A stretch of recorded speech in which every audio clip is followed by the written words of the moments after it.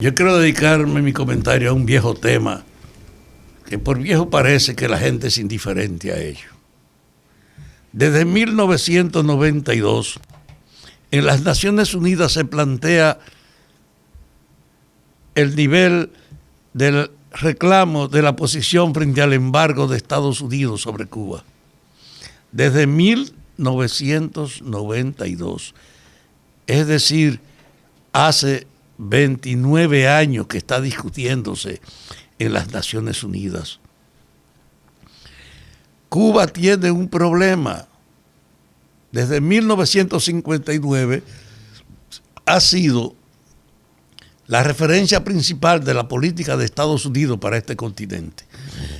Lo fue porque en el 59 derrumbó una dictadura que era un instrumento sumiso al poder norteamericano, como lo era Trujillo y como lo era todo el poder de América Latina.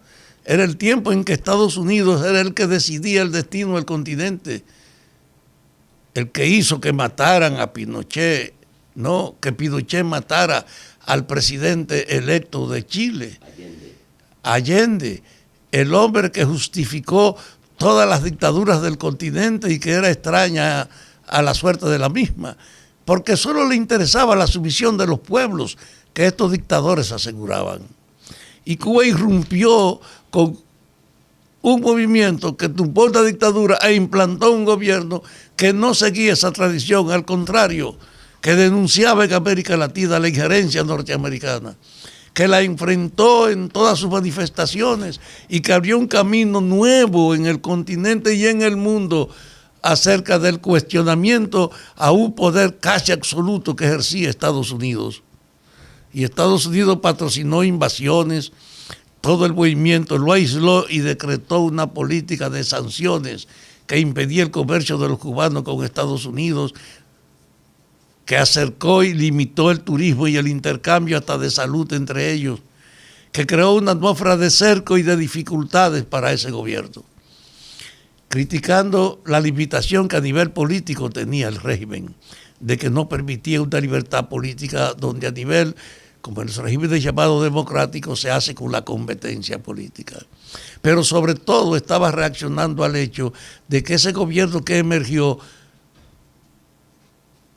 expropió la inversión extranjera que había en Cuba, concentró en manos del Estado el problema de la economía en general y todo el sentido mercantil de la política fue manejada por el gobierno.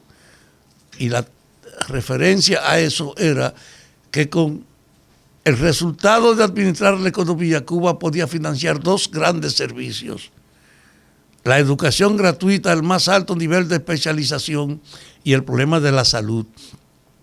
Y junto con esas dos cosas, la asistencia social para que en Cuba nadie careciera de las cuestiones fundamentales para vivir. Alteraba el régimen político de América, no permitía la diversidad de la lucha política y concentraba en el Estado las manos económicas que impedía la libertad también económica. Pero el resultado social era tal que a pesar de la presión de Estados Unidos, no pudo, desde 1959 hasta acá, hace 62 años, liquidar ese gobierno. Y Cuba ha resistido permanentemente toda la política de agresión o de condena de Estados Unidos, toda la asociación con los enemigos potenciales cubanos. Y entonces, en 1992, con motivo del 5º centenario del descubrimiento de América, una coincidencia que creo que tiene que ver con el hecho, se planteó entonces qué actitud orgánicamente establecer de la representación del mundo, que eran las Naciones Unidas, frente al mantenimiento de esa política arbitraria e indecorosa de Estados Unidos con Cuba. Independientemente de las diferencias, una nación no puede tener el control de intervenir, de condicionar y de imponerle a otra su visión del mundo. Y en 1992 comenzó ese proceso. Y ustedes saben que nunca el mundo se ha expresado a favor del control y el mantenimiento del cerco a Cuba. Nunca más lo ha hecho. E incluso En el 19 fue la última vez, porque en el 20, por el virus, no se hizo la consulta, que se hace ahora otra vez.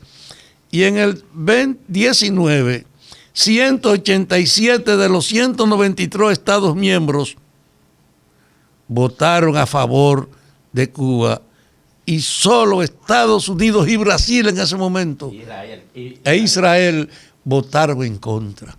Y hoy, rehabilitado el debate ayer,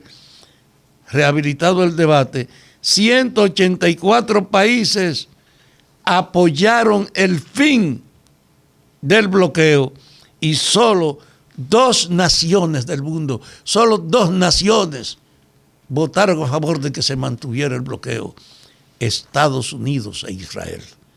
Usted pone sobre la mesa ese resultado y se da cuenta que hay un sentido ético, racional, para no poder justificar de ninguna manera la continuidad de una injerencia, de un bloqueo, de una intervención que no puede pasarse por alto.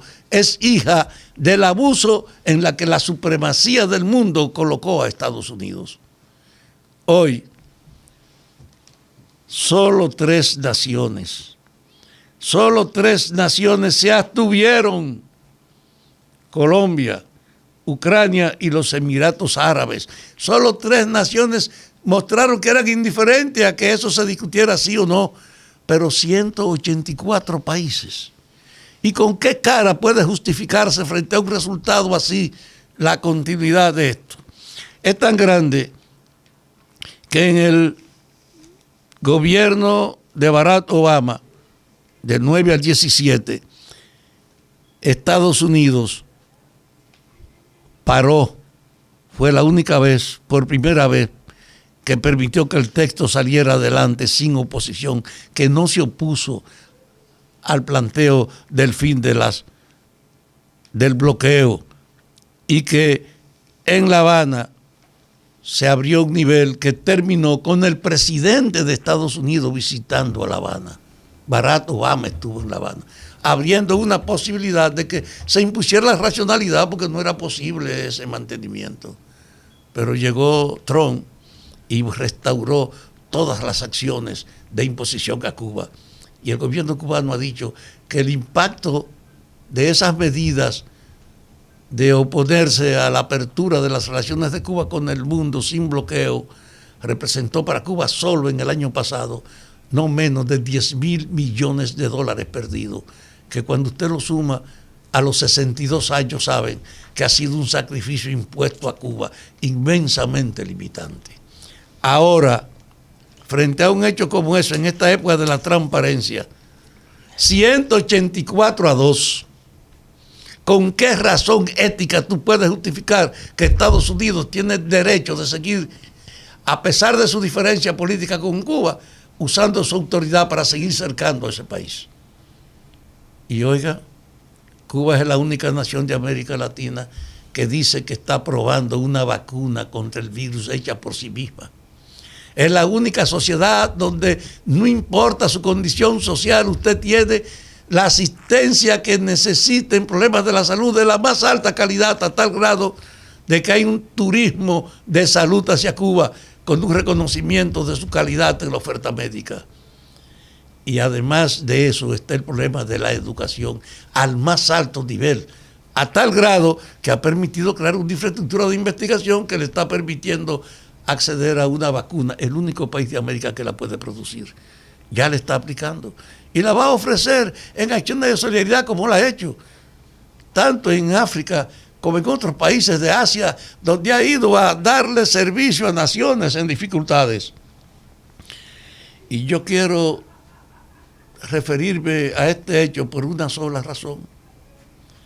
A pesar de que parece natural que esto se produzca, creo que es una vergüenza que a esta altura del mundo podamos asistir a este comportamiento de que 184 naciones del mundo digan fin al bloqueo, y solo el promotor del bloqueo, Estados Unidos, apoyado por Israel, permita que siga, que Estados Unidos sigue siendo sordo a la abrumadora mayoría del mundo frente a ese hecho.